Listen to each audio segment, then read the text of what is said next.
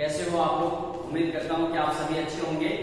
और आज का लेक्चर वेक्टर पर होने वाली है और ये सेकंड लेक्चर है प्यारे बच्चों।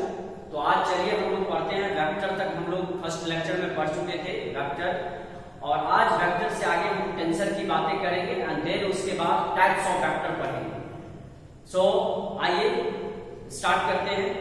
And my name is S Chandra and this is your beautiful channels Drishti Physics under the vision classes of physics in Darbhanga। प्यारे बच्चों, हम लोग आज वेक्टर पर ये सेकंड लेक्चर कवर करने वाले हैं। So puts the heading vector. Pen और कॉपी निकाल लें और चलिए लिखना शुरू करें। वेक्टर में ये सेकंड लेक्चर है प्यारे बच्चों। हम लोग वेक्टर का डेफिनेशन लास्ट क्लास में देख रहे थे। हम लोग लास्ट क्लास में वेक्टर के डेफिनेशन देख रहे थे और ये second type of classification of physical quantity थे। फिजिकल क्वांटिटी का सेकंड प्रकार थे और जिसमें हम लोग बच्चों वेक्टर की बातें कर रहे थे कि वेक्टर वे सभी क्वांटिटी होते हैं जिसके पास मैग्नीट्यूड एंड डायरेक्शन दोनों होते हैं। इसके कुछ एग्जांपल्स भी मैं लिख रहा था और इसके एग्जांपल्स कुछ इस प्रकार थे कि एग्जांपल अगर बात करें तो प्यारे बच्चों इसकी डेफिनेशन की भी बात एक बार कर लेते हैं। अगर लास्ट वीडियो आप अगर देख रहे हैं इसकी डेफिनेशन मैं बता चुका हूं। तो चलिए आज इसके कुछ नोट पॉइंट से स्टार्ट करते हैं वेक्टर के। तो बच्चों वेक्टर पर कुछ नोट पॉइंट जो काफी इंपॉर्टेंट है और काफी महत्वपूर्ण है। तो पहला इंपॉर्टेंट पॉइंट ये है कि वेक्टर जो होते हैं, वेक्टर अर्थात it obey the vector law of addition। It का मतलब यहां है बच्चों वेक्टर। किसकी बात कर रहे हैं हम? वेक्टर की। किसकी बात कर रहे हैं? वेक्टर। वेक्टर जो होते हैं ओबे करता है vector law of addition. Vector law of addition को फॉलो करती है but a scalar does not obey the vector law of addition। So प्यारे बच्चों एक नोट पॉइंट दूसरा जो बनने वाला है इस पर कि जिस फिजिकल क्वांटिटी के पास मैग्नीट्यूड एंड डायरेक्शन दोनों होते हैं, जिस फिजिकल क्वांटिटी के पास मैग्नीट्यूड एंड डायरेक्शन दोनों होते हैं, वह कोई जरूरी नहीं है कि वेक्टर होगा। बट अगर वेक्टर लॉ ऑफ एडिशन को कोई फॉलो करता है फिजिकल क्वांटिटी तो निश्चित रूप से वेक्टर। तो मैं इस पॉइंट को आगे लिखते हैं बच्चों कि those quantity have both magnitude and direction, तो they may or may not be vector but it follow the vector law of addition, it must be vector. तो चलिए लिखते हैं all those physical quantity, physical quantity which have both magnitude and direction,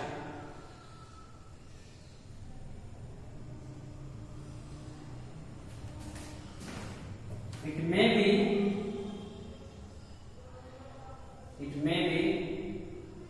or may not be vector,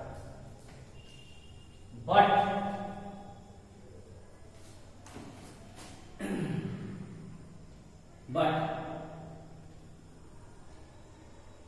those physical quantity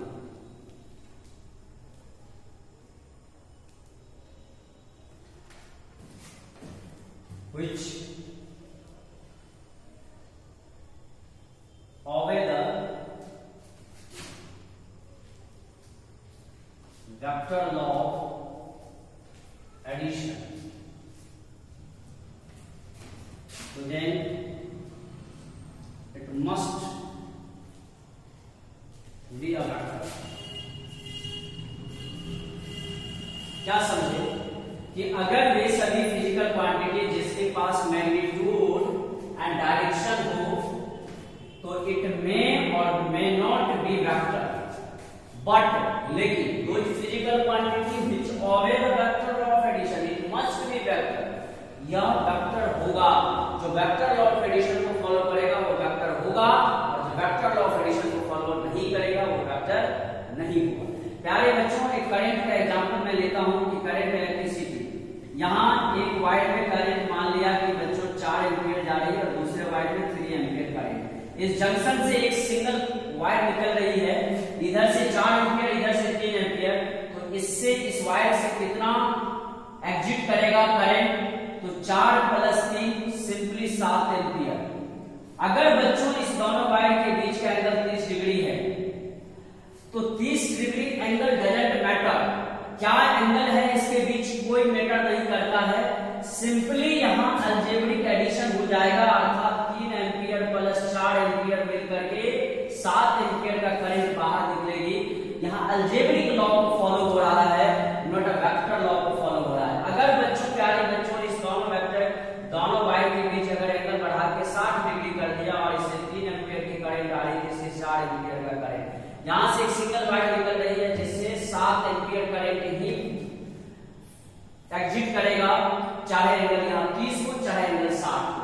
but अगर यहाँ दो vector होता इस तरह से और 30 डिग्री पर होता तो उसका रिजल्टेंट कुछ और आता, और 60 डिग्री पर अगर दो वेक्टर इंक्लाइन होता तो उसका रिजल्टेंट कुछ और आता।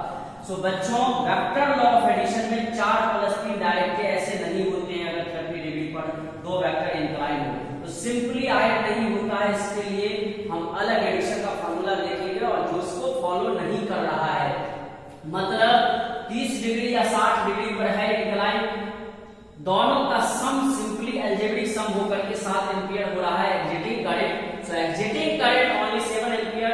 एग्जिटिंग करंट जो है बच्चों या एंगल 30 डिग्री या 60 डिग्री पर डिपेंड्स नहीं कर रहा है, लेकिन जब वेक्टर दो वेक्टर होता 30 डिग्री पर तो उसका रिजल्टेंट उस दोनों वेक्टर का सम कुछ और आती है, यहाँ 60 डिग्री पर कुछ और आती है, तो सम बदलते रहते हैं। तो वेक्टर के अकॉर्डिंग तो इसके सम जो है एडिशन अलग होता, परंतु यहाँ अलजेब्रिक सम को फॉलो किया जाता है। इसीलिए करंट के पास दोनों चीजें होती है, मैग्नीट्यूड एंड डायरेक्शन दोनों होती है। क्या क्या होती है करंट के पास? Magnitude plus direction, magnitude plus direction, magnitude plus direction, magnitude plus direction. ये दोनों क्वांटिटी दोनों होते हुए भी यह एक स्केलर क्वांटिटी है, यह एक स्केलर क्वांटिटी है बच्चों, इसीलिए क्योंकि करंट जो है वह मैग्नीट्यूड और डायरेक्शन को रखते हैं, परंतु यह स्केलर अर्थात अलजेब्रिक सम को फॉलो कर रही है। ये कौन से सम को फॉलो कर रही है? अलजेब्रिक सम को। Not follow the vector sum, not follow the vector sum, vector sum को फॉलो नहीं कर रहा है, अलजेब्रिक सम को फॉलो कर रहा है। यही यहां मैं समझाने की कोशिश किया नोट नंबर 2 में कि ऑल दोज फिजिकल क्वांटिटी, वे सभी भौतिक राशि जिसके पास मैग्नीट्यूड एंड डायरेक्शन होता है, तो इट में और मे नॉट भी हो सकता है और नहीं भी हो सकता है वेक्टर, ऐसा कुछ सर्टेन नहीं है। जैसे उदाहरण के लिए करंट के पास मैग्नीट्यूड और डायरेक्शन दोनों होते हुए भी वेक्टर नहीं है, तो मैग्नीट्यूड और डायरेक्शन रखने वाला सारा क्वांटिटी वेक्टर नहीं होते हैं। बट लेकिन those physical quantity which obey the vector law of addition, अगर कोई quantity vector law of addition को ओबे करता है तो मस्ट बी वेक्टर, यह निश्चित रूप से वेक्टर होगा, निश्चित रूप से वेक्टर होगा। यही मैं समझाने की कोशिश किया हूं। सो बच्चों आइए तो नेक्स्ट टॉपिक की ओर बढ़ते हैं।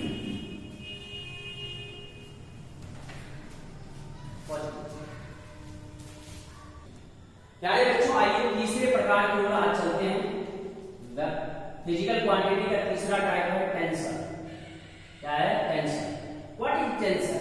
टेंसर जो है बच्चों एक ऐसा फिजिकल क्वांटिटी है जिसके पास different magnitude and different direction होता है। All those physical quantity, all those physical quantity which have different magnitude in different direction, in different direction, अलग अलग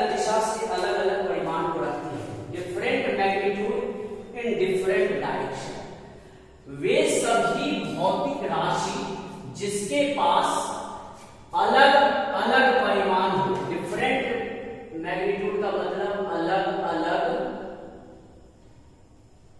परिमाण, इन डिफरेंट डायरेक्शन, अलग अलग दिशा से, अर्थात अलग अलग ओरिएंटेशन से, डायरेक्शन भी लिखोगे या ओरिएंटेशन भी लिख सकते हैं। चलिए इसकी बेहतर एग्जांपल समझते हैं और एग्जांपल को हम अच्छे ढंग से समझने की कोशिश करेंगे। एग्जांपल है जैसे कि moment of inertia, moment of inertia. ये प्यारे बच्चों मोमेंट ऑफ इनर्शिया ये फिजिकल क्वांटिटी रोटेशनल टॉपिक में पढ़ेंगे हम लोग आगे। फिजिक्स के टॉपिक पे बहुत विस्तार पूर्वक, स्ट्रेस भी एक टॉपिक आएगा, उसमें बहुत विस्तार पूर्वक पढ़ेंगे। तो ये सब एग्जांपल है, कुछ एग्जांपल मैं यहाँ प्रस्तुत किया हूँ। Moment of inertia and stress, there are two example और मोस्ट इंपॉर्टेंट एग्जांपल। इसको हम समझते हैं इसके एग्जांपल लेकर के कि हमारे पास एक रॉड है और ये जो है रोटेशनल एक्सिस है, this is the axis of rotation, this is the axis of rotation. और ये एक रॉड है इस एक्सिस ऑफ रोटेशन के चारों ओर रोटेट कर रही होगी और जिसकी लेंथ जो है प्यारे बच्चों L लेंथ है और मास जो है इसका M और लेंथ L है। ये L लेंथ का रॉड और M मास का रॉड है।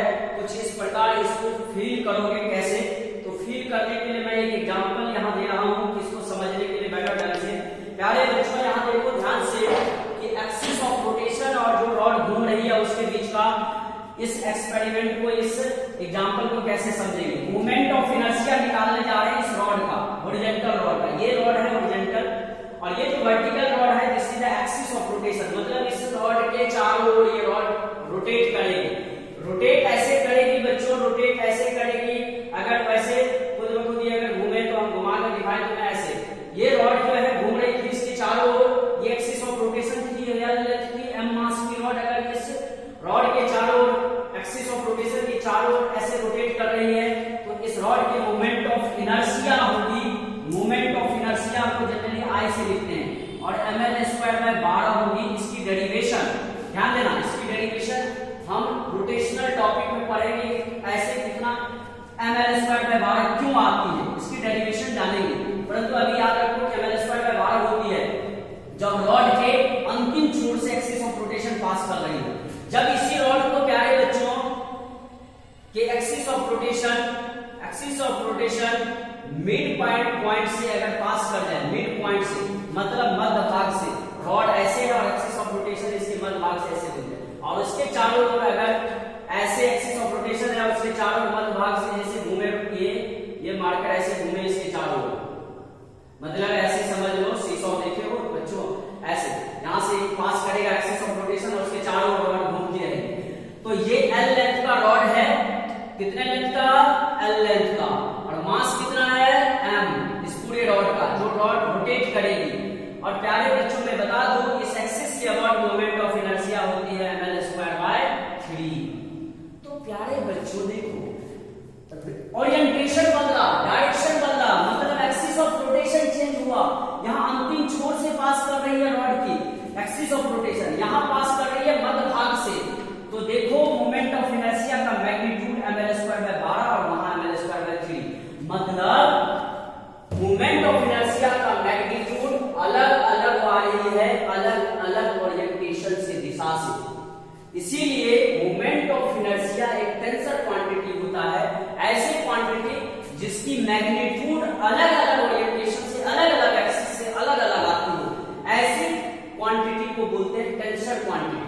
और ये टेंसर क्वांटिटी का एग्जांपल है।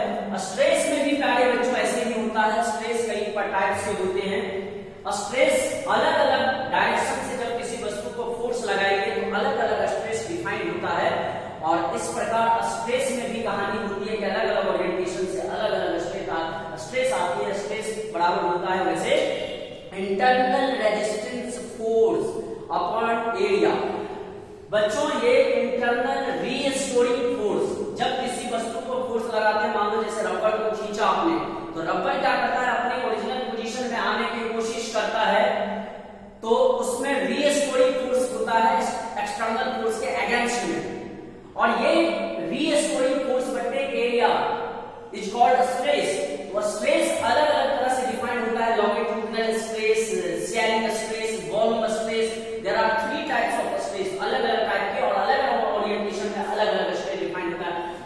Like stress is also tension, stress भी टेंशन होती है। चलिए बच्चों, टेंशन के बारे में आई होप कि अच्छे से समझ में आया होगा। हम वीडियो को आगे बढ़ाते हैं और आगे का लेक्चर में कंटिन्यू बने रहें और कंसंट्रेशन बढ़ाए रखें। कंसंट्रेशन मस्ट जरूरी है, मस्ट जरूरी है। कंसंट्रेशन पावर अच्छा रखोगे तो बच्चों बेहतर ढंग से समझ पाओगे और ध्यान से लेक्चर को देखो और कंसंट्रेट होकर के हमेशा। प्यारे बच्चों, अब हम लोग आते हैं next put the heading types of vector. Next put the heading types of vector. So types of vector, types of vector. Vector अर्थात सदिश के प्रकार। सदिश के प्रकार, सदिश के कितने प्रकार होते हैं? वैसे वेरियस टाइप ऑफ वेक्टर, बहुत सारे प्रकार के वेक्टर होते हैं जिसमें हम मेनली 6-7 टाइप्स को पढ़ेंगे। तो वेक्टर का मेनी टाइप्स होता है। फर्स्ट टाइप इज नोट करें, there are many types of vector. First is unit vector, first is unit vector. Second is zero vector. ये वेक्टर्स के प्रकार है यूनिट वेक्टर, जीरो वेक्टर। एक एक करके बहुत विस्तार पूर्वक हम सब पढ़ेंगे, अभी नाम लिख रहे हैं। पैरेलल वेक्टर या बच्चों कॉलिनियर वेक्टर भी कहते हैं। इसको अलग अलग पढ़ेंगे तो फिर कई सारे टाइप्स में डिवाइड हो जाएगा। तो पैरेलल और कॉलिनियर नाम अलग अलग है लेकिन मीनिंग यहां सेम होगा वेक्टर में। Like vector, like vector. Fifth type is unlike vector and sixth type is प्यारे बच्चों unlike और एंटी पैरेलल भी अलग अलग नहीं पढ़ेंगे। unlike और एंटी पैरेलल दोनों शब्द अलग अलग है परंतु मीनिंग वेक्टर में सेम है। सो हम एक ही टाइप में पढ़ लेंगे इसको, unlike या एंटी पैरेलल वेक्टर।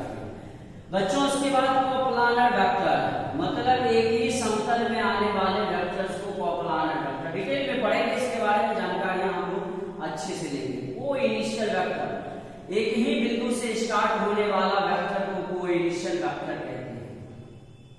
आइए ये 7 टाइप्स वेक्टर को एक एक करके हम बहुत विस्तार पूर्वक जानकारी लेते हैं, एक्सप्लेन करते हैं प्यारे बच्चों। तो सबसे पहला हमारा है यूनिट वेक्टर। आइए उठाते हैं यूनिट वेक्टर को और समझते हैं बेटर ढंग से। यूनिट वेक्टर, यूनिट वेक्टर अर्थात यूनिट वेक्टर को प्यारे बच्चों हिंदी में कहते हैं इकाई सदिश। क्या बोलते हैं? इकाई सदिश। क्या बोलते हैं? इकाई सदिश। इकाई सदिश नाम से स्पष्ट हो रहा होगा कि ऐसा वेक्टर जिसके पास मैग्नीट्यूड 1 हो, 1 हो, इकाई 1, यूनिट, यूनिट मींस 1, इकाई। तो बच्चों ऑल दोज वेक्टर, इसकी डेफिनेशन लिखोगे, all those vector, all those vectors, all those vectors which have magnitude, which have magnitude 1 is called unit vector, unit। वे सभी सदिश जिसके पास मैग्नीट्यूड 1 हो, ये वाला ट्रिगर पॉइंट 1, मैग्नीट्यूड कितना होना चाहिए? 1। ऐसे वेक्टर को हम कहेंगे इकाई सदिश अर्थात unit vector, unit vector. Example बच्चों, लेकिन इससे पहले हम बातें करेंगे कि दुनिया के किसी भी वेक्टर का यूनिट वेक्टर निकाल सकते हो। दुनिया के किसी भी वेक्टर का यूनिट वेक्टर निकाल सकते हो। तो हमारे पास क्या है? ए वेक्टर दिया गया है और अपने को अगर unit vector of vector A अगर निकालनी हो तो हम लोग बच्चों इसके लिए सिंबॉलिक फॉर्म में ए वेक्टर का यूनिट वेक्टर अगर लिखना है तो सिंबॉलिक फॉर्म में हम कुछ इस प्रकार लिखेंगे ए और एरो हटा करके वेक्टर के साइन हम उस पर कैप लगा देंगे।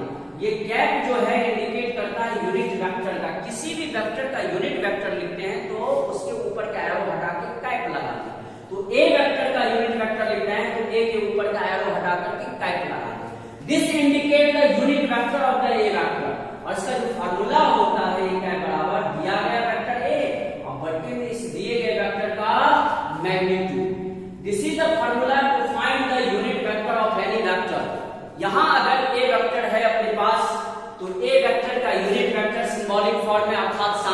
फॉर्म में कैसे लिखेंगे, ए कैप बराबर इसका फॉर्मूला क्या दिया गया, वेक्टर ए अपॉन में ये वेक्टर का मैग्नीट्यूड। अगर प्यारे बच्चों हमारे पास बी वेक्टर दिया गया है तो उसका यूनिट वेक्टर कैसे लिखेंगे, सिंबॉलिक फॉर्म में ऑफ वेक्टर बी, तो हम सिंबॉलिक फॉर्म में b cap equal to b vector upon में बी वेक्टर का मैग्नीट्यूड। और इस प्रकार ये मैग्नीट्यूड क्या होता है, कैसे निकालते हैं किसी वेक्टर का, इस पर हम बात करेंगे। सो बच्चों आइए बच्चों इस यूनिट वेक्टर के इस फॉर्मूला पर, इस कॉन्सेप्ट पर हम आगे क्वेश्चंस करेंगे, और क्वेश्चन करेंगे तो बहुत मजा आएगा। क्वेश्चन करोगे तो धुआं धुआं कर दोगे क्वेश्चन को। कैसे करेंगे, एक क्वेश्चन देख लेते हैं, उसके बाद ये टॉपिक्स दायन करेंगे। तो इस पर क्वेश्चन देखिए, बस हम लोग क्या करते हैं बच्चों, एक क्वेश्चन लेते हैं। हमारे पास एक वेक्टर का क्वेश्चन है कि अगर एक वेक्टर दिया गया है, देखिए क्वेश्चन लेते हैं, अगर हमारे पास if a vector A is given 2i cap plus j cap plus 2k cap